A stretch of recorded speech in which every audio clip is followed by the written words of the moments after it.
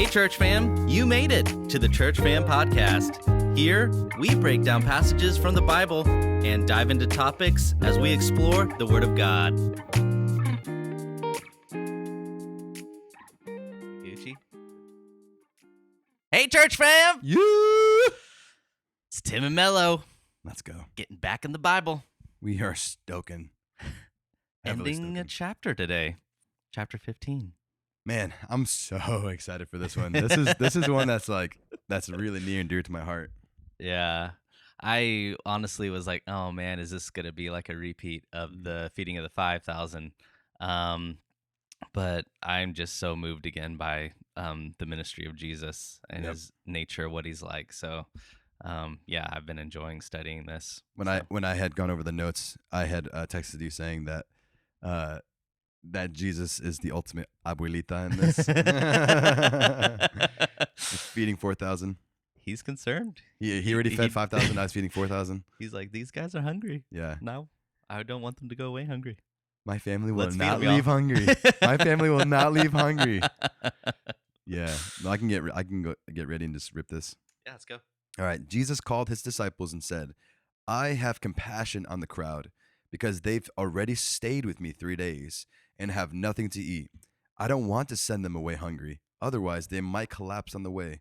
The disciples said to him, where could we get enough bread in this desolate place to feed such a crowd? Matthew 15, 32, 33. It's interesting that they are saying that when they've already seen him do this miracle. Totes. Weird, huh? Yeah. He's like, you doubting me again? They should have. Yeah. This should have been deja vu. Woo. They didn't have that, but for sure. I'm already wrecked. Just like, literally just like, the words like, you doubting me again. It's like, yeah, I've been here before. Yeah. We doubt him again, and he Ooh. still pulls through again. He's so faithful, even when we're faithless, Won't he do it? as Paul wrote. Won't he do it? Yeah. So you can see there's similarities and differences in these passages. And one of the similarities we see right off the bat, and you can scroll back if you want to on your own, but I think Matthew 14:14, remember, it's after he ministered, prayed, walked on water, and then they got to the other side of the Sea of Galilee, and there was a large crowd at the Decapolis, I think it was, when he fed the 5,000, wherever that was. It says he saw the crowd and had compassion on them. And it says, I mean, that's how this story starts too. I have compassion on the crowd because they've been with me 3 days. So just interesting similarity there. But we really see just the ministry of Jesus. It's one of love. It's one of compassion. It's a ministry of mercy. And it just kind of reminds us what I think the heart of ministry is all about. And I was reminded of 1 Corinthians 13, 1-3. If you want to check that out really quick. If I speak human or angelic tongues but do not have love, I am a noisy gong or a clanging cymbal. If I have the gift of prophecy and understand all mysteries and all knowledge, and if I have all faith so that I can move mountains but do not have love, I am nothing. And if I give away all my possessions, and if I give over my body in order to boast, but do not have love, I gain nothing. 1 Corinthians 13, 1-3. It's a powerful passage. Me and Shane were messaging back and forth last night, and we were talking about the importance of, reading in the Word, staying in the Word, knowing the Word. Yes. But I actually sent him this passage and said, but don't forget love. Because I think this is saying love is better than knowledge. It basically says that in the midst of it, right? Yeah. And it's like this is the heart of ministry. It's love. If we minister without a heart of love for the people we're ministering to, I would say from heaven's perspective, it's lost its value. It's lost its power. And then we're not ministering in the same heart Jesus ministered in, because he ministered with a heart of love and passion. Dude, literally, I'm already wrecked with this one. I'm just too vulnerable right now. But literally, Caitlin and I we were just talking about just a sister here in the church and how much of an amazing kind loving sister this lady is, and I just started just like crying, dude, because I was just like, I just literally saw, I literally saw Jesus walk into like, all right, you ever? I don't know if you ever do this, and this may be weird, but I just like I visualize because we all know that God is with us; He's omnipresent, Yeah. but I sometimes visualize I visualize Jesus walking into the church, and in this moment that I was just talking about how incredible the sister was, I visualized Jesus walking into the church and walking straight up to her and just being like, "You are so dope. You are so dope. I love your heart. You are so intriguing to me. The way that your heart is so pleasing to me." And I think so often we get wrapped up in the intellect, the doing, the Hmm. doing in regards to like the success of ministry, the levels, the numbers, the how well do I know scripture, the how well do I teach scripture, how well does Hmm. this, which is all part of it all. But in reality, when I really visualize what Jesus gets really excited about, he gets excited about those hearts that are just faithful, those hearts that are just loving and compassionate. And when I visualize these sisters that, you know, that come and help us in the kitchen, they come and clean, they come and, they may be the ones that like to be in the background. And Hmm. we're a body, we need all of the parts of the body. Yeah. But I just visualize, I'm like, Jesus, what makes you the most excited? Because we can always visualize the pastor being the one that has the seat at the table with Jesus. But I'm like, the Jesus that I read about would be so fascinated by some of these people that just are out there just in the background, just like wanting to serve. Mm. When you visualize someone coming into the church, you visualize that person being the one that greets, that person being the one that responds with compassion immediately. And I just felt Jesus when we ask Jesus, give me eyes to see my brother and sister the way that you do. Man, when he gives us glimpses of that, it just is overwhelming how much he loves our brothers and sisters and the specific attributes of what he loves about them. And it's typically the love, the servant hearts, the compassion people, the people that have abundant mercy, the people that love freely, you know? Yeah. Man, That's powerful. Well, lots of thoughts are coming to my mind. Like literally, like when Jesus talks about the first and second commandment, love God and love people. yeah. I really think if you do those two things, you will hear, "Well done, my good Mm. and faithful servant," when you Oh, enter into his so kingdom. simple. That is so simple, isn't it? Yep. And it's like, what is the currency of heaven? It might be love. It's what he values. Yeah. It's humility. It allows entrance into heaven. The meek inherit the earth, and this love and compassion Jesus displays here. I mean, it just seems like it's so valuable to the kingdom of God. Can't be overstated. Yeah. And we overcomplicate it Yeah, we because we overcomplicate want it. the important job. We want the Hmm. important status. We want the important this and that. And it's like, man, Think about this. John the Baptist, which obviously he had a powerful ministry, right? mm, But remember when he had that language of the friend of the bridegroom? yes. Yes. They're like, Jesus is baptizing all these people in Jordan. Mm-hmm. And he said, has this language of the friend of the bridegroom. And he says, he must increase Mm, and I must decrease. yes. Oh, that gave me chills. But yeah, like Mm, man, that kind of heart posture, so rare, and it's so wonderful to be reminded of this in this passage. 100%. Cuz like man, it's so easy to forget keeping the main thing, Ah, yep. which he's like, how do you even identify disciples of Jesus Christ? By their love for one another. Yeah. Yeah. Dude. Yeah, So man. beautiful. That's entangled throughout the Bible. It's a Dude. common thread, but yeah, I've been beautiful. lately I've been just and I think the chosen does help with this for sure of like giving the visuals of like the disciples and even Jesus and like their life with each other. Yeah. But I've been really big lately on just like viewing like viewing the people around me as Jesus would. And like if Jesus was here as like as the man, right? Mm. How would he be navigating in this situation? How would he be dwelling in the how would what would his presence in the room feel like, and what would be where would he be standing, where would he choose to stand? I think this speaks to because I think Jesus would be a lot more approachable than we would think he would be. Yeah. Mm-hmm. Like he would talk to the guy that no one wants to talk to, you Mhm. know? Well, when you think about right now with the celebrity culture, um, Yeah. like I always get very over dude, I'm too full. Like I always get very overwhelmed by and I'm sure people will relate to this. I always feel very overwhelmed by this Jesus on earth, Jesus on earth right now.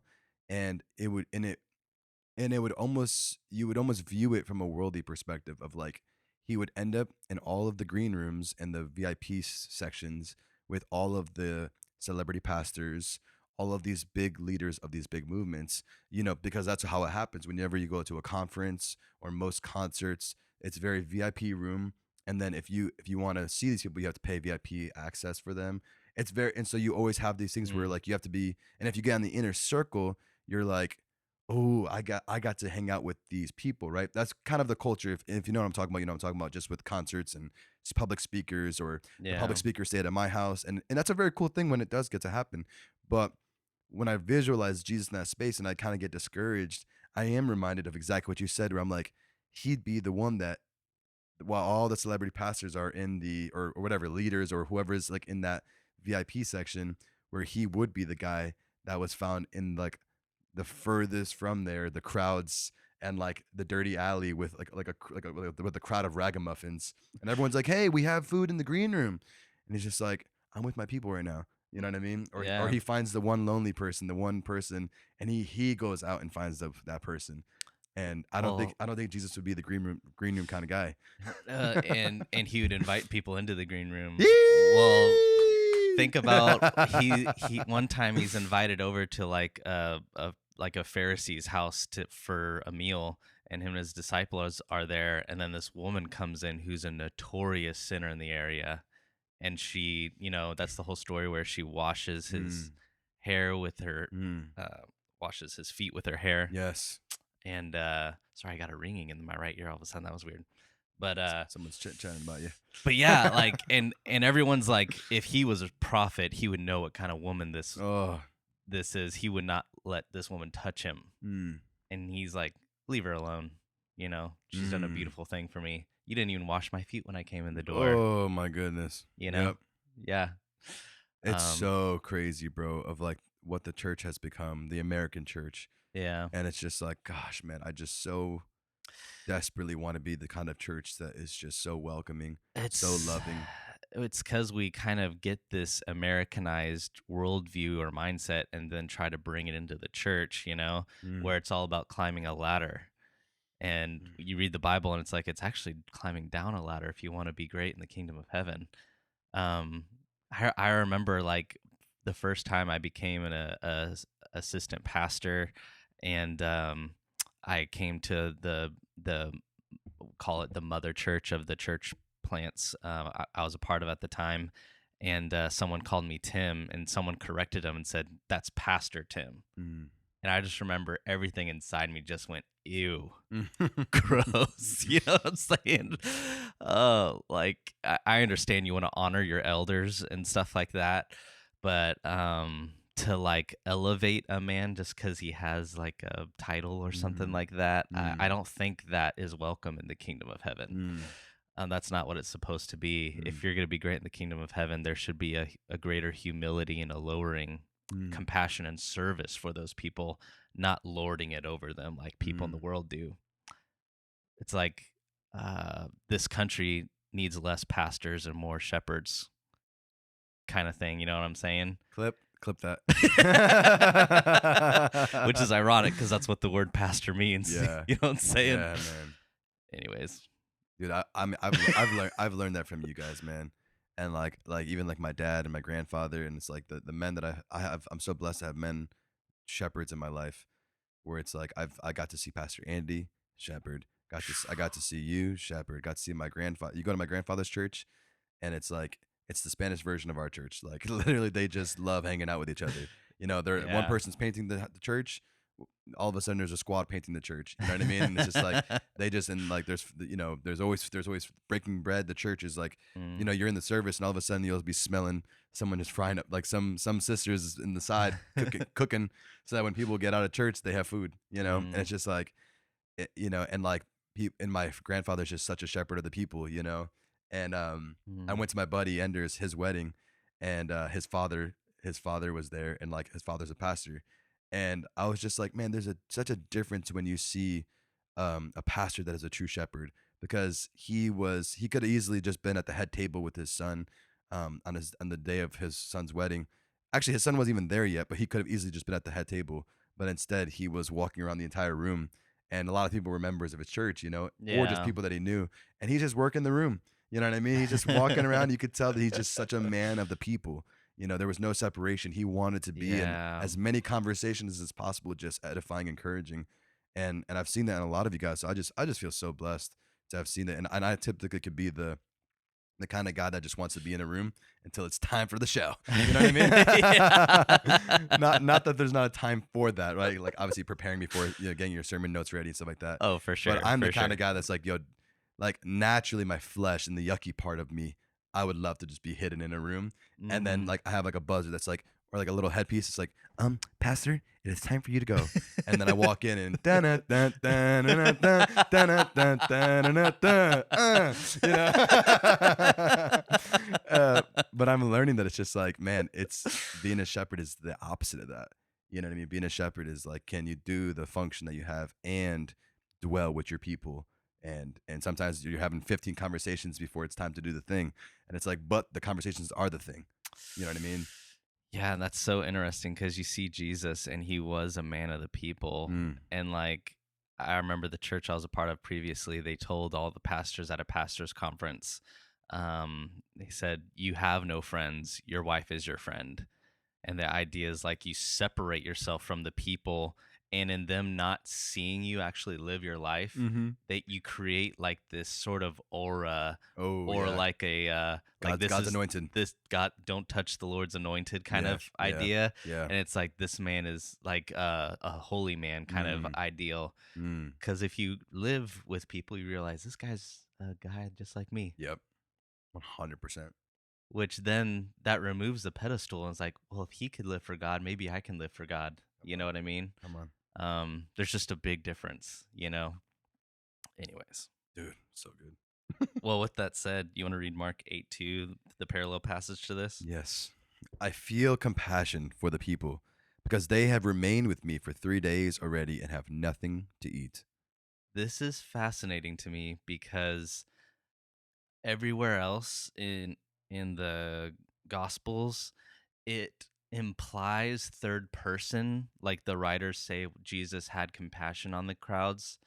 It is only in this story Jesus himself says, "I feel compassion." Mm, It's pretty fascinating to that's me. so interesting. Yeah. Yeah, in all the other ones, it's third person. Mm, The implication is he's doing and saying these things because he has compassion. This is one Jesus himself actually says, "I have compassion," or mm, "I feel compassion." mm, Um, this, just to get nerdy in the Greek a little bit.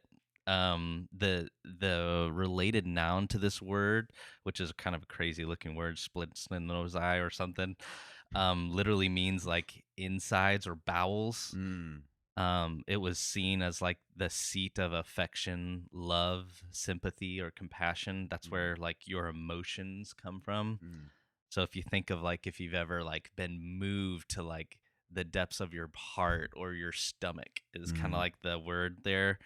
Um, it's this word is only used in the gospels, and outside of the parables is exclusively talking about Jesus himself. Whoa. Like this level of compassion. Yeah. It's like it's kind of used as almost a holy word, and it's only used here. Like Speaking of him, compassion he felt was different. it's like he epitomized or embodied compassion. Come on. Yeah. Yeah, come on, man. Yeah. Woo! It's pretty beautiful just to see like man, Jesus is compassion. Yes. Oh man. Yep. Dude, since the last pod that we did about and even like your sermon about compassion, like I've been trying to show more compassion, and I'm like gosh, I am not gifted in this. Like the awareness of how little I am gifted in this, where it's like I said, I encourage really well, It's and humbling. yeah, I encourage well, but Yeah. I do not. Like when I think about it, I become conscious of my what's actually happening internally, as there's something that you should feel deeply ache for, Mhm. and I'm like, nope, nothing. And then I was talking to my wife about it, and she was like, "See, I am all compassion, but I have nothing to like externalize." Like, so she's like, I could carry the entire person's burden, but like cannot encourage them." And so she's like, so I was like, well, that's why we're married, because you ache and then I encourage, you know. But like this It's a girl, good team. dude, this girl was literally like she was mourning yesterday because this is the month of her father passing from last year, and like man, like on That's there, tough. there's a realness and like the ache for someone that you know is hurting, but like I knew in that moment that I wasn't carrying her burden. I was trying to, but I was taking it as fact, not and I was realizing I'm like, there are people in this room right now that feel what she's feeling. Mm, And I was like, and I'm not one of them. You know what I mean? But yeah. I was encouraging and just pouring the truth onto her. But I was looking at my wife just like, I know that you are aching with this girl right now. Mhm. And I'm trying to do that, but I know the level of which and people that are gifted to do that is different. You know what I It mean? it is. It's just a different approach too. Yeah. And sometimes it's beautiful you're able to encourage her. Mm-hmm. That's tough. I still visit my mom's grave every year, Yeah. December 3rd, Yeah. um, because she's buried not far from here. But Dang, dude. that's tough. Yeah. And that was 2008. So yeah. Well, there Yeah. we go. Yeah. No, you'd be able to empathize for sure. And Yeah. I was sitting there just like, I don't know. It's almost like such BS when people are just like, I don't know that ache. You know what I'm saying? Unless you know that ache, you can't say, I know how you feel.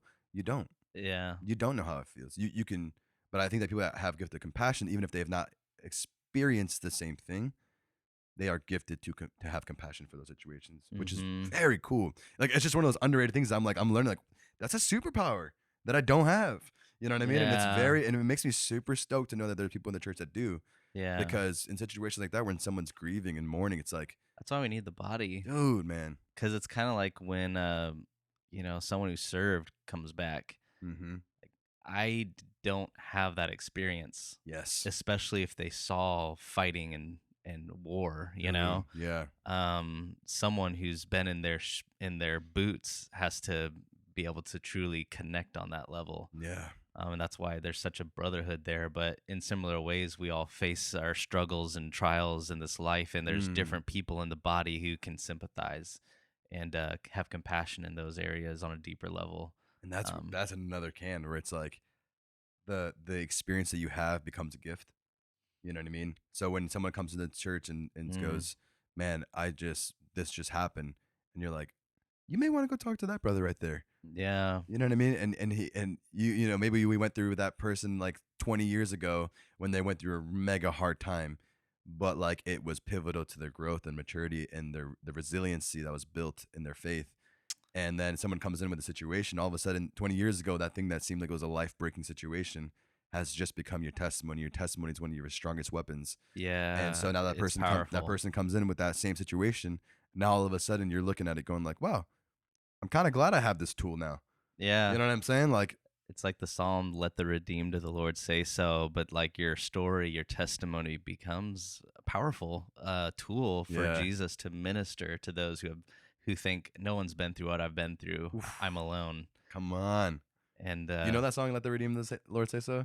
Let the redeemed of the Lord oh say so. Let yes, the redeemed I've of the Lord done say so. cartwils to that song. I'm pretty Oh, sure. dude, that song's a banger, dude.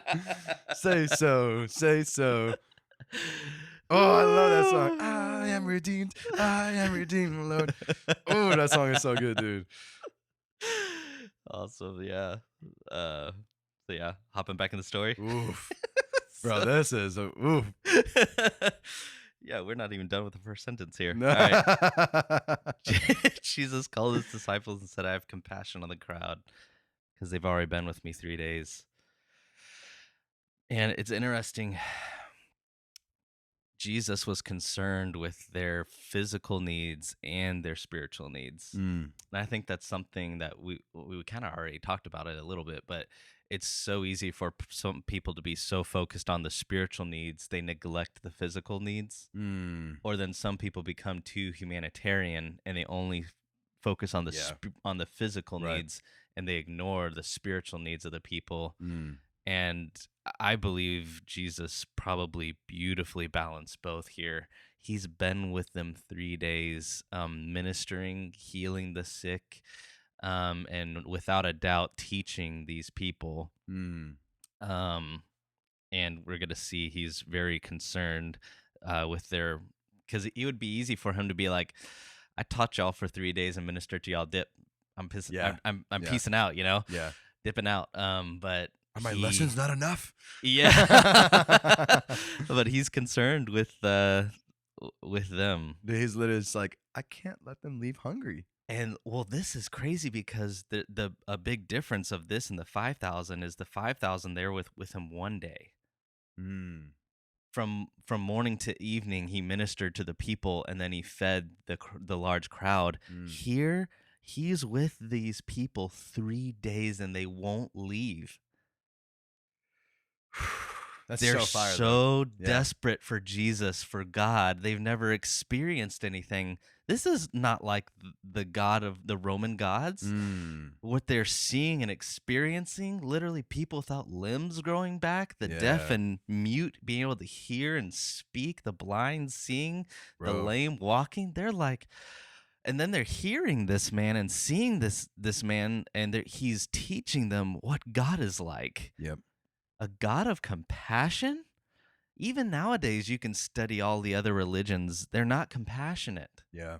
Islam, they look at Allah and he's not compassionate. Mm. They have no hope on Judgment Day. Mm. They're hoping their good will somehow outweigh their bad, and Allah will just happen to let them into paradise. Yeah. No compassion on from most of these gods that you will read and study about. I think that's also where Christians may jack up the gospel when they start living as like this like rigid rule book life, rather than truly proclaiming the grace of Jesus. Well, yeah, because then it makes Christianity look like every other religion. Mm-hmm. And if God is this stoic, distant, unrelatable God, just like every other God, what makes him holy? What makes him different? He is a compassionate God.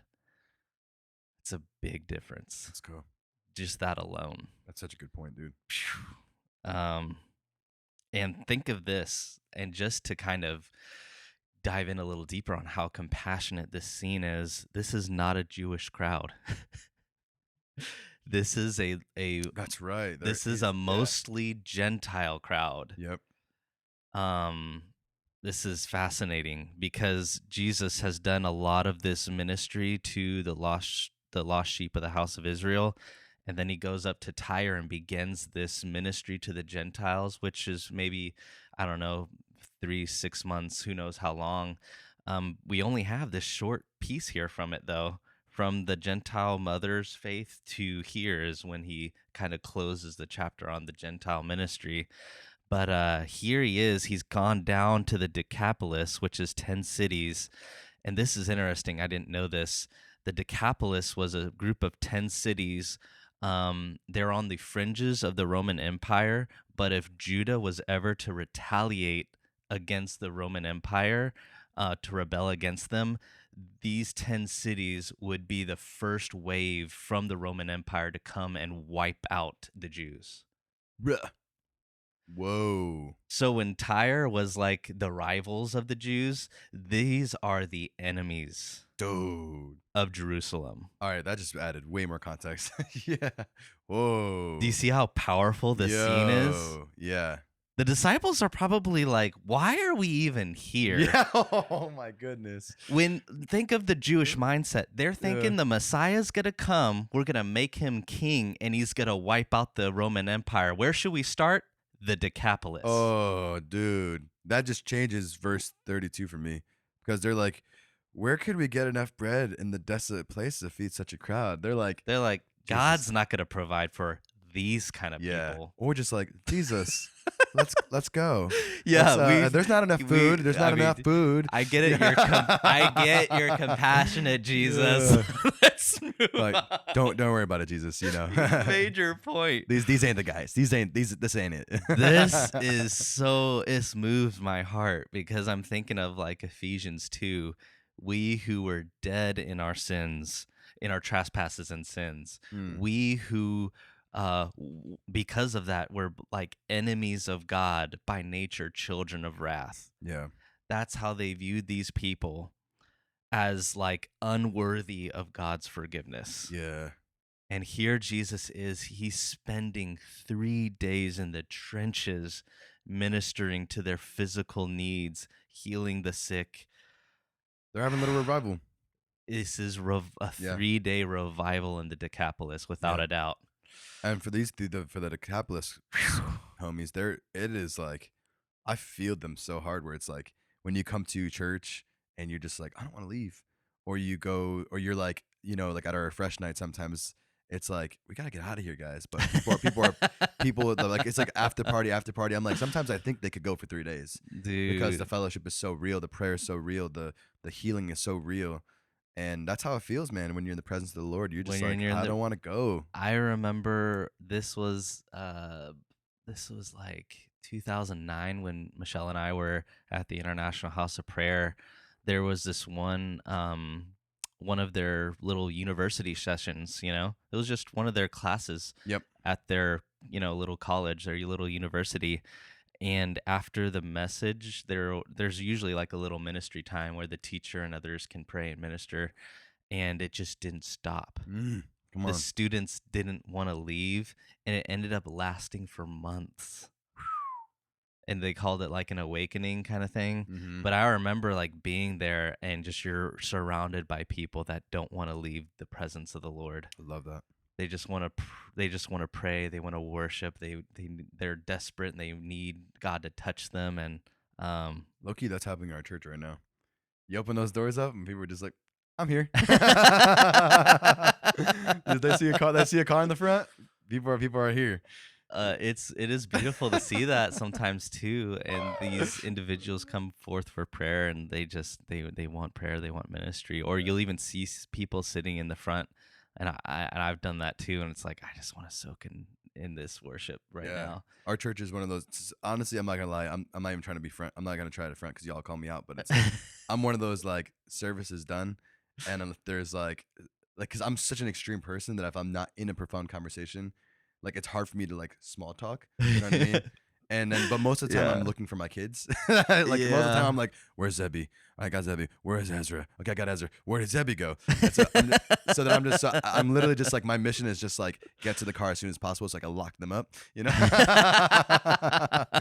But like Caitlin is 100% like a church floater. Where like after church is her Oh, time to shine. dude. She's just like, I love being in the presence of the Lord. I love being with the body. I love fellowshipping. And like our church is one of those ones that I'm like, this church will stay open until 8 o'clock tonight. Like people will not go home. I've been here and been like, oh my goodness, it's almost 2 o'clock. Yeah, When yeah, we're just yeah. chilling in the You're kitchen, like, man, I could have preached for another 2 hours. Y'all want to still hang out? I could have been preaching still. Yeah, there. Oh my gosh. The people here just love each other. I love it. Yeah. Yeah, dude. Especially on the coffee days. Eee! Big Rob comes and it's just like I'm like I can stay until forever. Dude, the line last time for Dude. Rob, dude, was so awesome. Yo. I'm like, I'm chilling in this line. Yeah, And then yeah. it's like, all right, we're gonna fellowship and coffee. Yes, 100%. It was so fun. Awesome. I don't even But know where we are anymore, man. But that's God got it. well, we'll just close this with what does he have for Gentiles? Mm, Compassion. And this is one of the main points of this passage, actually. So it's just good just to point it out really quick is Jesus here is displaying what he has come to bring to the Jews. He's also bringing to the Gentiles. yeah. And it goes back to John 3:16, for God so loved the world, right? Mm, He gave his only son that whoever believes in him shall not perish, but have everlasting life. And so it's this incredible compassion for God, even the enemies of God, those outside of his covenant Mm. people, he's extending salvation. Yeah. He's extending this invitation Mm. to come into his kingdom. So it's a big part, I believe, of this whole entire thing. All right. Yeah. Let's see. I think we can keep going here. So let's see. I have compassion on the crowd because they've already stayed with me 3 days and have nothing to eat. I don't want. Look at the heart of Jesus. I don't want to send them away hungry. Mhm. He knows they're hungry. Otherwise, they might collapse on the way. I heard someone say that's a strong word. It's almost like like the Greek word is to collapse is like taking the string off of a bow and it becoming undone. The strength completely lost is kind of the idea. Jesus having all knowledge, right? He foresees that people are going to collapse with hunger, Mm. trying to get back home or trying to get to somewhere where they can get food. Liability problems. Liability problems. It's here. The gift of administration shown as well.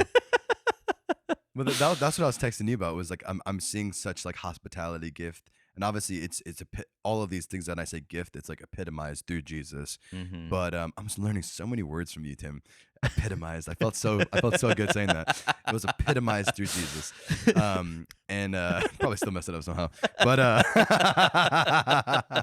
but like I'm seeing hospitality. I'm seeing the gift of mercy. Yeah. Um, and I don't know. It's just so cool, man. Where it's like so often we have people in the body that have hearts that are exactly like that, and we're seeing that directly in Jesus during this scene of like him being like, also like they've been with us for 3 days. Like we have to accommodate.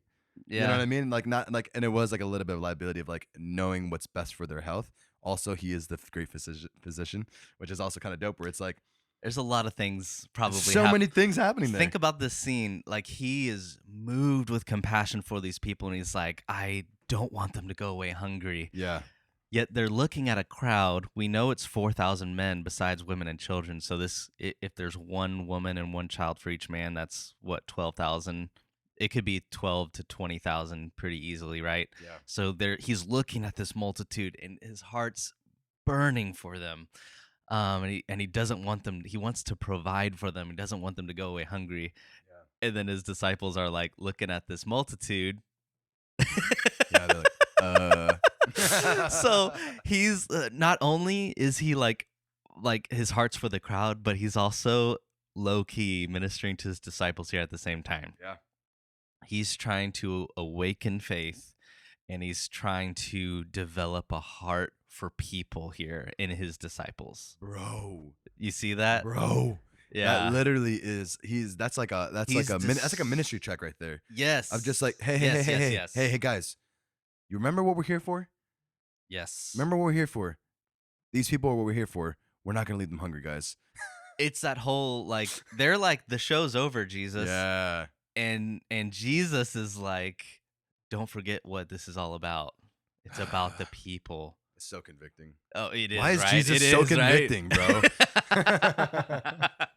It is for sure convicting, but it's such a beautiful reminder of what ministry is all about. It's so crazy to literally be like, that is the greatest ministry tool. It's to literally be like, every time there's a situation, Lord, what's your heart on this? Lord, let's check. Let's reconnect with what your heart on this is. Yeah. Whenever we're doing refresh nights too, it's like I had to learn that like although we're doing things that are music and creative, and it's really like an emphasis is on the creative aspects, and like I said, you're dealing with artists, and it can kind of feel very show oriented at times if we make it that. Sure. And man, we've had to recalibrate. And I listened to the Helsers podcast, Cage's Birds, and they were talking about how she was saying that whenever they lead their team, it's always like, hey, did anyone get those 6 packages of kindness? Did anyone? Oh, okay, good. Okay, sweet. How about the shipment of patience that was going to be shipped in? And so when they're having their pre-event meetings or pre-recording, whatever they were doing as Mm, worship or yeah. as service, instead of just being like, hey, you got the lights, you got the this, which is all practical things that's part of it. But Sure. their massive emphasis is on how we serve the body, right? Yeah. And it's like, and she was talking about how it's like, if our team is not known by our love for each other, then what the heck are we even doing? Right. What's the point of this whole operation here? And so Yeah. just having those And it's so reconnection true. moments of being like, before we have this, before we have that, the this and that's, do we have the things that actually matter? Which would, going back Mhm. to the beginning, would be like, do we have an abundance of love in this room? Okay, cool. All right, let's go. We're good. Yeah. Yeah. Everything else doesn't matter Yeah, it doesn't. because you can have all the lights, all the machines, all the gifts, all the this, but if you don't have love, it's like, let's just shut this event down. Yeah. Until we get our hearts right, Let's go. Yeah. which just invites us right back into humility because we're like, okay, I don't have it. Legit. I need it, Jesus. I need to connect with you. Like you were saying, your heart for the people. Oh man, that is like a daily thing. That Dude. really is. Dude. Because Daily, bro. apart from Jesus, I am a selfish human being. I really just care about mine and my own. Dude. Um, I can just be so, I could be so content with just my own agenda and my own life. Yeah. Man, it's such a good reminder. And it's like, and that's really what Christianity is, so other centered, isn't it? Mm-hmm. And like the other night when the girl was brokenhearted, just Yeah. it's like, okay, let's pause, let's address this. This is what it's all about. Nothing else matters right now. Yeah. I'm going back to my whole like the sermon notes and all that. I'm like, my sermon notes don't matter right now. My idea of what's next in the itinerary does not matter. It's how do I like I'm learning, man, to stop everything. Mm. Like, how will I be known by as his disciple? By my sick sermon? No. By my sick notes? No. By my games? No. By my steez, by my chain? No. You know what I mean? I will be known as his disciple by my love and by our love for each other. That's Mm. how I will be known. It doesn't mention anything else there. Yeah. It's so true, man. Crazy, yo. Yeah. So he's trying to awaken faith, develop a heart for people and his disciples. Man, and look at their response. the Yeah, you want to read verse 33? Verse 33. Yeah. Sure. The disciple said to him, where could we get enough bread in this desolate place to feed such a crowd? Doubt me once, shame on me. Doubt me twice, shame on you. Oh my goodness. So yeah, it's like he's putting in the dipstick of their faith and trying to see, where are we at, guys? Yeah. And where could we get enough bread in this desolate place I'm to I'm feed such a visualizing. I'm visualizing. Have you seen Parks and Rec? Or not Parks and Rec? The Office. Uh-huh. You know Jim Halpert, like how he's always just like like the camera Yeah. pan. I'm Yeah. imagining Jesus at that moment where they're like, where can we find food in such a desolate place? And he's just like, For sure. It's like, come on, guys, we've been here before. yeah, yeah. Well, I don't know. Maybe the Messiah Oh you've been traveling with. my goodness. Yeah. And it's like, okay, here we are again. And they're kind of like, we can't do this. We don't have the food. We don't have the resources. Yeah. We're not even the right spot to get the resources, is kind of what they're Oh, saying. man. Yep.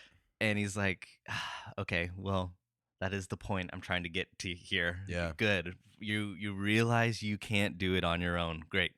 Uh, Mm, and I think that's probably the point here, but I'm sure he's kind of like, guys.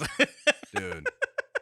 Literally, bro, this is where once again being Puerto Rican has been the most useful tool because I've seen this happen all the time. My parents always, I feel like I may have shared this story already, but my mom always has like the biggest sack of rice that you can ever imagine.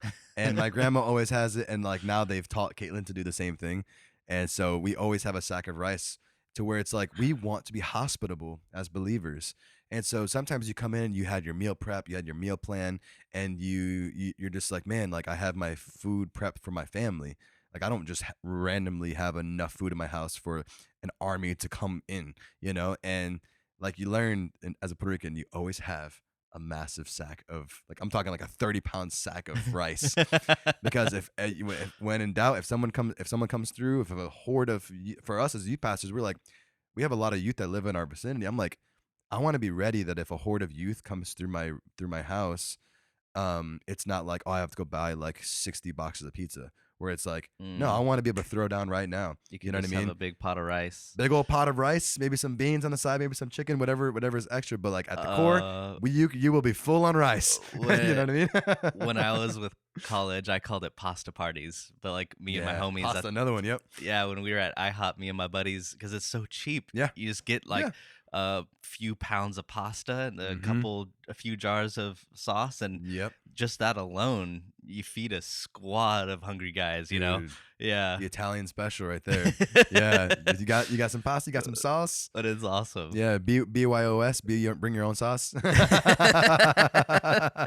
We got the noodles. Yeah, we would just cook it up and fellowship. It was awesome. I love that, man. And it's like going into like the gift of giving of like people that actually plan their life around giving, whether that be financially or just like food, time, whatever it may be, where they're like, no, I want to make sure I have this to be able to give. Man, Mm, I've been so blessed by people at our church where like when you start to really hear the way they live their life with the priority of people, of just like and you're like, sometimes I've always been very anti like, why are you planning for people? You know what I mean? Like why do you have your house planned for someone else? It should be like the focus should be on your family. And like that is you can do that. You could do both, I believe. sure. And just Yeah. seeing those little things where you do it and I'm like, as a believer, I feel like these things when it's talking about like did you feed it doesn't always have to be like this glamorous bob stick and chop, but like did you feed my people? And like I've Mm. even seen where like me and my dad are walking and and I've adopted the same thing where guys asking for money. I'm like, yeah, bro, I'm not. You probably got more money than me right now. You probably got more cash than I do. But if you need some food, we can go stop at Mickey D's and I can grab you a little 2 for 3 or whatever. Wendy's hit the 4 for 4. You know what I Yeah, mean? yeah, And yeah. I'll hook it up and they're just like, nah, man. I'm like I said, you're doing better than me. Someone offered me a 4 for 4. I'm taking it. All right, bro. I guess you ain't doing that bad. Deuces. But you see when the people It's are true. homeless and they're like, "Yeah, I'll take whatever you can get me." It's like, let's go, man. Yeah, I got you, bro. Let's go. yeah, We'll go eat a McChicken together. You know? yeah. I used to be really all the time in Yeah. Dallas. You know, you could see if they're like sitting outside of a 7-Eleven. Let's Yeah. go in. I'm getting a hot Yes. dog. You grab one too. Yes. And a Yeah, Slurpee day. Let's go. yeah. Surfing day. Oh my gosh. But this is interesting. The disciples said to him, "Where could we get enough bread in this desolate place to feed such a crowd?" It's like how quickly I forget who God is, what he's done for me, just his nature alone, his faithfulness towards me, right? The gospel, how quickly I can get so humdrum and like in my own little like oh man, I'm just having such a bad day and I'm feeling so depressed, but forgetting to remind myself of the gospel, what Christ has done for me on the cross and the implications of that freedom in Christ I have, Hmm. the gratitude I should have in him alone. Man, it's like we just forget these things so easily. Like they forgot he just fed a bigger crowd not Yeah, too long ago. dude. uh, but I love this too. Even in the midst of their doubt and lack of faith, he's still about to use them. Mm. He's still about to pass through. He's going to minister to the crowd through these guys, Yeah, and it's like God uses imperfect people. he does. I'm flawed, but he is flawless. Mm. And it's like I can be encouraged in that because sometimes it's like, God, I don't know. I cannot do this, right? How could you even use me in this moment? And Mm. it's usually in those moments God just loves to show off. Yeah, man. He's like, what do I have to offer these people? And he just comes through so powerfully. It's a recipe for God to move. He showed hospitality to the unlikelies. Yes. It's Yeah. not just like, wow, this is 4,000 of the most beautiful people. The Jews are like the disciples are literally Jewish, being like, bruh, They got hearts wait. of Jonah. Also, they're probably thinking about probably like the whole like, what about the whole Jews first thing? Yeah, because he just said that to the Gentile woman, He's and like, then they yo, go, that one Gentile woman got the crumbs. Now we're about to give a whole meal to the 4,000. yeah, yeah, you first, and here they are on this Gentile campaign Yes. or Gentile tour. He's like, wait a second. Then they do, Yeah. and they're probably so over it by now. Yeah. Like, I oh mean, they're my still gosh, dudes. Imagine literally being like, we're gonna go to the territory of Europe. I mean, that was such good context. 'Cause I didn't know that. Like that was such crazy context. 'Cause, these dudes are a straight up flawed they're dudes. behind enemy lines. Most Jews would have had Jonah's like heart posture of you could totally smote them right now, and that would be totally cool with me. Yeah. And they were hoping the Messiah would do that. At this point, are all of his disciples with him? They haven't split yet, Oh yeah, yeah. so they're all still together. So yeah, so Peter's there, and Jesus probably like, They're all there. Yeah, Peter, stop grilling that dude. yeah. Stop grilling that dude. I bet you James and John are just like trying to fight people in the back. Oh yeah. I mean, If this is enemy territory, these kinds of dudes are not. These dudes are probably struggling right now. oh, I could imagine. Nonetheless, trying to feed him. They're behind enemy lines, Yeah. and they're like, "Oh man, it's just so funny." Yeah. Yeah. So then he says, "How many loaves do you have?" Se- 7, they said, and a few small fish. It's funny in the feeding of the 5,000, it's a very general word for fish. This is literally the Greek word for sardines. Really? So they Okay. said we have 7 loaves, which would be like dinner rolls. Yeah. We have 7 loaves and some sardines. That's what they got. Dang, dude. It's like Jesus can do a lot with a little. Going back to the feeding of the Yeah. 5,000, you know what I'm Yeah, saying? man. Oh man, it's so good. So they have a large Lunchable here. Man, and it's interesting. How does Jesus perform this miracle? How does God move? He uses what's already there. Mm. I love that. You want to read the next piece here? Verse 35. Yeah. I'm just gonna go ahead and rip it from the beginning. How many loaves do you have? Jesus asked them. 7, they said, and a few small fish. After commanding the crowd to sit down on the ground, he took the 7 loaves and the fish, gave thanks, broke them, and gave them to the disciples, and the disciples gave them to the crowds. Matthew 15:34 through 36. This is fascinating to me. After commanding the crowd to sit down on the ground. Now, sitting's not working, right? Mm. Well, back then, let's just put it, you can sit and work nowadays, but like sitting normally is resting, right? And so I could be reading into this a little bit here, but it's interesting to me that there's this large crowd. They've got this idea of we can't figure this out, therefore it's not possible. Mm. And Jesus literally tells the crowd to sit down. Um, this is interesting. He basically, in the scene here, you see them, he's telling them to rest and receive, right? I'm about to do this. Bro. Do you know Psalm 23? The Lord is my shepherd. I shall not want. I have all that I need. He makes me lie down in green pastures. He leads me beside still waters. So much I strive in my own strength, you know what I'm saying? And I can burn myself out, but I forget to sit, to be still and know that he is God, to let my shepherd Jesus put me in green grass. Yesterday, I literally just sat outside for 3 hours by my pond. Mm. I have not felt that much peace and just rejuvenation in feels like so long, but I forget to do that. You know what I'm saying? To literally rest and receive from Jesus, man. I'd put a star next to that one. That's massive, dude. Yeah. That's massive, dude. And then you see Jesus provides the substance, the resources, what is needed here. So he commands the crowds to sit down on the ground, and it says he took the 7 loaves and the fish, gave thanks, broke them. Remember, blessing comes through brokenness, Yeah. and gave them to the disciples, and the disciples gave them to the crowds.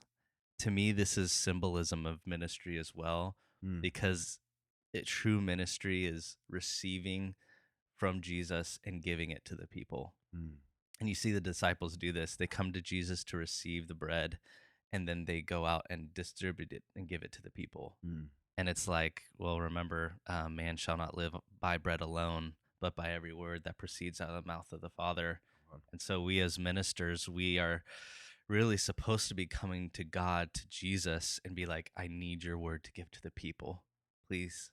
And all I am is a disciple, a distributor. I'm just taking what I've been given from Jesus and giving it to the crowd. I have nothing to really show off. Man, I'm like so convicted and blown away by this passage. Just there's just volumes here. Um, if you kind of read into it a little bit and just think about ministry in general and what Jesus is displaying here to his disciples, what he's trying to teach them. It's Mm. so powerful. So powerful. Bro, that's such a massive point.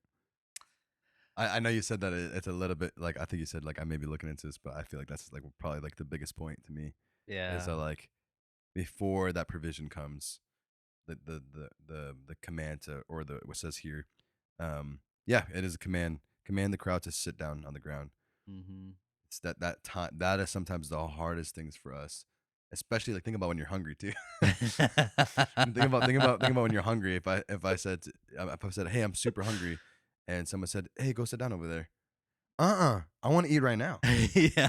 Like that's the last thing I want to do is go and sit down and think about my hunger more, Oh, you know? dude. And when you're in Yeah. need and you feel the Lord is prompting you to rest as a man, rest, Yeah. rest. You tell him that's the opposite, Lord. I'm like, Lord, I need that paycheck. He's like, Is go and rest. Rest. yeah. He's like, you're forgetting who I am. I am Jehovah Jireh. I am your provider, my son, not you. Go and rest. Rest Ah. in me. And I'm not talking about being lazy. I'm not talking about being lazy.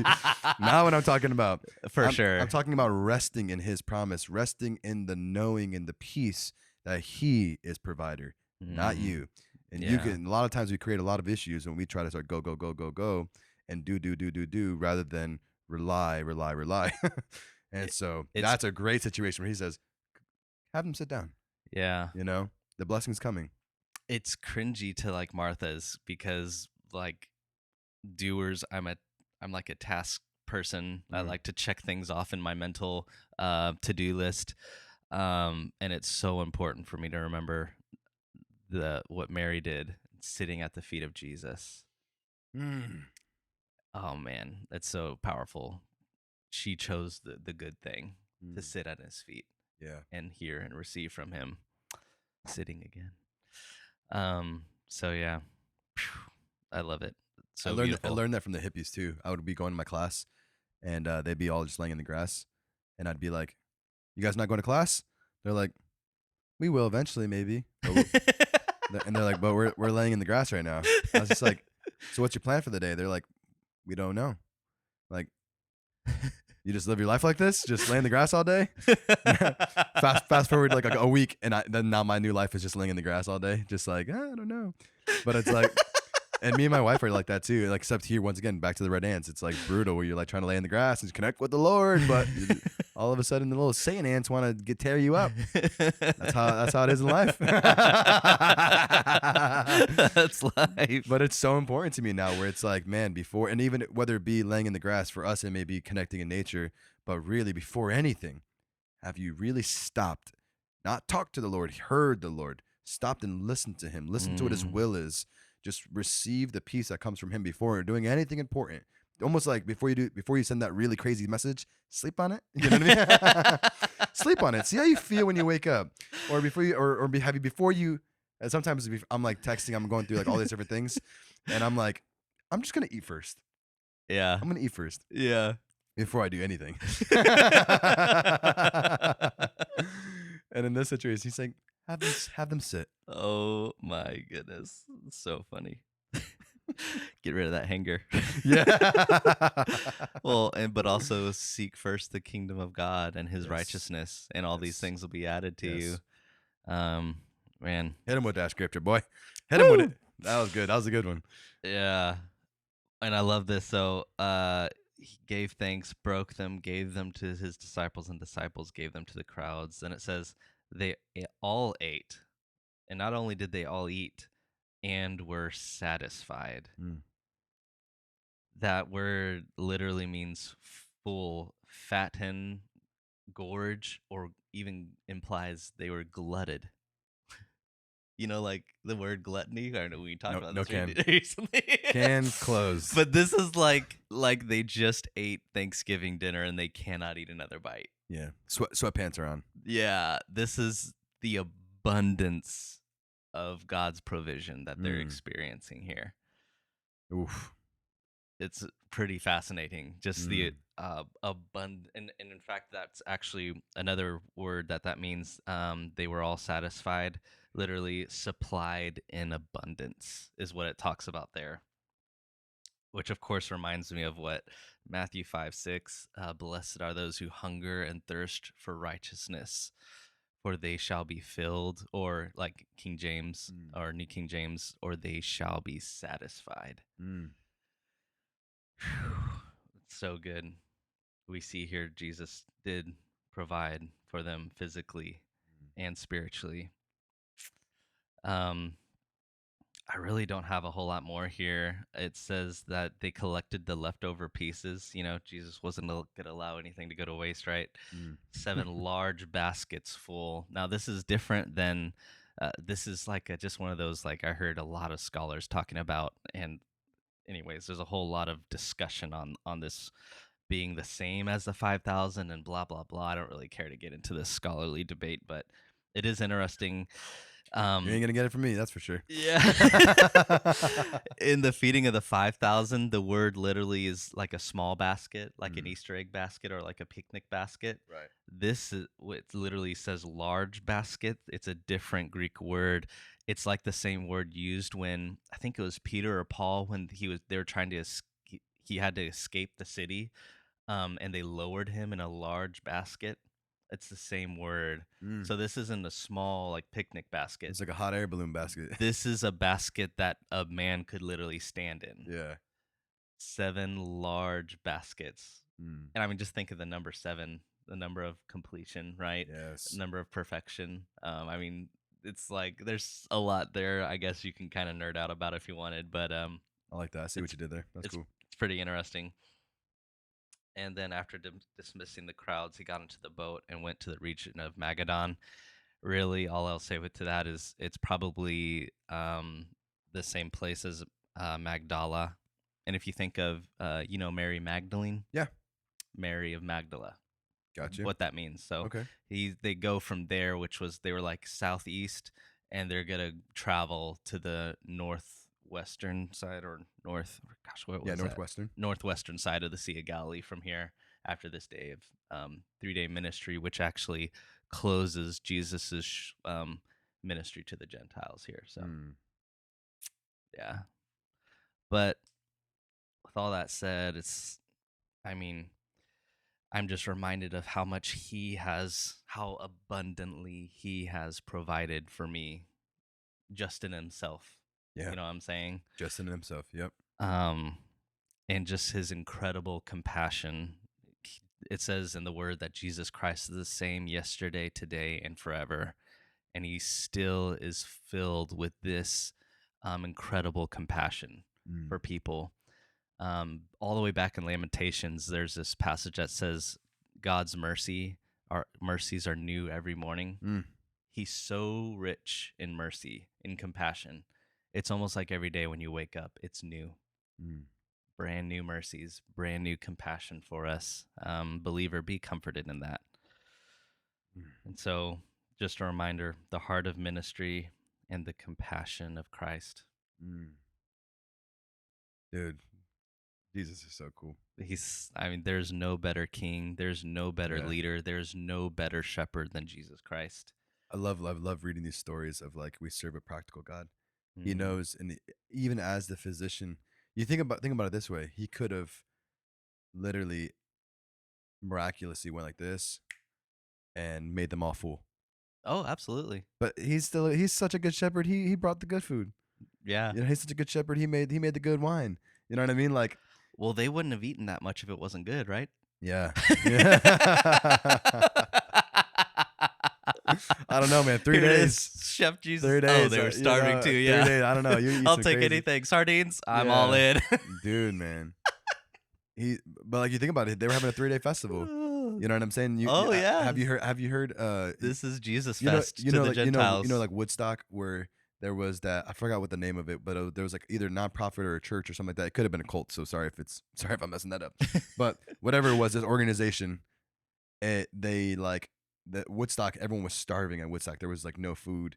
And this organization came and just started just chefing it up. Like literally, and like people were just bringing whatever cans he had and they were just prepping it and just like tossing out soups, tossing out whatever. Like I never heard that. yeah, so it's a kind of I don't know even where I saw it. It may have been like a Woodstock documentary, but Yeah. like at Woodstock this is happening where like there was just like literally and I think it like I said, I want to say I want to be careful because I know that things were kind of culty back then, so still. Sure. But And a lot of things probably started with good yeah, intentions. so I don't want to but I don't want to like turned bad. endorse I don't want to endorse this if it was a church that low key people are like it was actually a cult. Yeah. But like well, all I'm trying to say is the heart posture behind what I'm saying is this what I believe was a church and they were like there's all these hippies here and they're Mhm. radical hippies that are on this festival. Yeah. We're going to go and show the love of Christ through just feeding them. And Yeah. they literally just they posted up and just literally and then even they ran out of food, but then like people started backing them and bringing food to where this thing where they were just pouring out love through food for these people. And I'm visualizing hippie Jesus right now, literally like Jesus of the people. That's like, Yeah. dang, we've been having a 3-day festival. You guys are hungry. We can't send you guys home like that. Oh, yeah, that's so interesting because they saw the need just like Jesus and they Yeah. met it. This is something the Catholics do really well. And I hope this doesn't offend anyone, but one thing they do is whenever a lot of them minister, like Mother Teresa, Mm-hmm. and I understand there's differences between Christians and Catholics. Okay, so we all know No, that, you don't. but they minister with the heart of that whole idea that Jesus brought about. Like, when did we feed you, Jesus? When did we Yes. clothe you? When did we feed you? Yes. When did we visit you in prison? Yes. And he says, when you did this to the least of these, you did it to me. Yep. There's a story about this guy who was like a burnt out pastor or something like that. And a buddy of mine says, I'm going to connect you with this person. And so that he like got him to this area. And it's these Catholics, these, what do you call the women? Trying to remember. Nuns. Nuns were ministering to lepers. And here's this just burnt out minister. And he's like, where am I? And there are these like, oh, it wasn't lepers, it was people dying of AIDS, Eh. and they're ministering to these people in this building. Mm. And the woman says, "Come on, come help me," and they literally like take off this person's clothes and says, I need you to help me pick him up." And he has to pick up this person and put them into the tub and wash his wounds. And at first, he's like, "What am I doing here? I don't want to do any of this." But it ended up transforming his life. And his friend got a hold of him and said, "Hey, man, what's going on? How'd it go?" And he said, "Man, I think I just got saved." I thought you were gonna say, I think I just got AIDS. But I'm glad it's I think I just got saved. But this guy burnt out just realized this is what it's all about. Yes. Dude, Literally you want to talk ministering about to the freaking broken. on fire, bro? Sorry, I cut you off. No, You want to talk that's all about I on got. fire, bro? The freaking nuns out there serving people with AIDS. Most people would not go into that room, not want to breathe that same air. That is gnarly, dude. Yeah. Oof, man. Especially in other countries that don't have like the medicines to try to help them Yeah, along before man. they die. I think I Yeah. just got saved. And that's once again where, oh, dude, we could start this podcast all over again, man. That is what I'm talking about, dude. When people Yeah. see us, do they see us Christians as the first to respond, the first responders spiritually to be like someone's in need? That's what we're here for. Mm-hmm. That's what we're here for. We're the first, like the whole Joel Osteen church thing, when like they needed a place for all those the Houston during the Houston hurricane. Mm-hmm. And that stuff drives me nuts. Where it's like, yeah, we can. I don't want to open a can this late, but it drives me where I just want to be the kind of Christian that responds first, even if we don't know how, what, when. We know that we serve a big God, so I don't care. I don't care what when. I don't care about all the practical stuff. We serve a God Mm. that will provide. He just showed us right here. He showed it. I don't want to be like the disciples that are like, Jesus, how you gonna do that? Like, Yeah. yeah, it's a natural response to do that. But even if I do say, Jesus, how you gonna do that? I want to be like, oh, I know how you're gonna do that. You're God. Yeah. Because it is a natural response to go, how? And Absolutely. to have little meetings of like, hey, real quick, how are we gonna do this? You know what I'm saying? Yeah, sure. And it's beautiful when you see that the body provides and the body kicks into gear for it, right? Yeah. Someone has a connection, that person. But sometimes you just straight up need God. You Yeah. just need straight up God to come through, man. Come Yeah, through. come Yeah. through. Yo. But it's crazy, dude. My mom works for an organization where they do translation, and they do translation. They teach English to like anyone, like all like immigrants, anyone that wants to learn English, it's available. Right. And she works with all nuns, and like I Oh, know that's from, awesome. yeah, so and I know from that experience, I know she's probably laughing at this, being like, yep, they are very service oriented, where they like to go out and they like to take care of people, make sure they're fed, make sure they're Mhm. clothed, make sure they have homes, make sure, and I want to be like that. I want to glean from that and be like, that's the Jesus we serve, man. You see such a huge difference between Jesus and the spiritual leaders of his day. Yeah. Because the Pharisees and the scribes or the Sanhedrin would walk by and they expected people to basically act like they were a king. There was supposed to be like this reverence, and you bow down and you show awe and respect.